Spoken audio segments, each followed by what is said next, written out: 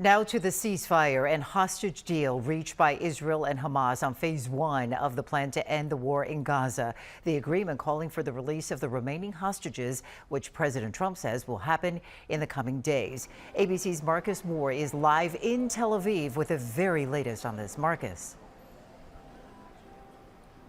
Hi, Judy. Here in what is known as Hostage Square, there have been celebrations throughout the day as word of progress on a potential ceasefire has been spreading. And I can tell you the mood here at Hostage Square is one of cautious optimism about what could be ahead. Israeli Prime Minister Benjamin Netanyahu convening his cabinet, voting on a ceasefire plan with Hamas. The deal is expected to pass. President Trump today calling the deal, quote, a momentous breakthrough. We ended the war in Gaza and really, on a much bigger basis, created peace. And I think it's going to be a lasting peace, hopefully an everlasting peace. The war began 2 years ago this week. Tens of thousands of lives have been lost. According to the agreement, Hamas will have 72 hours to release the remaining hostages.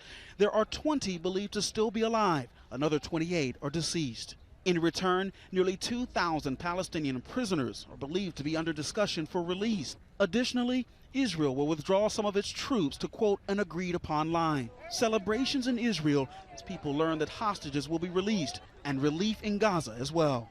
This woman saying at least our children can go to school, go out in the streets, and we can sit in our tents without fear. The plan unveiled last week after President Trump and Netanyahu met at the White House. Secretary of State Marco Rubio saying this all fell into place in just the last few weeks. When we were at the United Nations and you convened a historic meeting, not simply of Arab countries, but of Muslim majority countries from around the world, including Indonesia was there, Pakistan was there, and created this coalition behind this plan. Questions remain, though, about phase 2 and the future of Gaza and the Palestinian people, many of whom have lost everything and are in desperate need of aid. Gaza is going to be slowly redone. You have tremendous wealth in that part of the world by certain countries. I think you're going to see some tremendous countries stepping up and putting up a lot of money and taking care of things.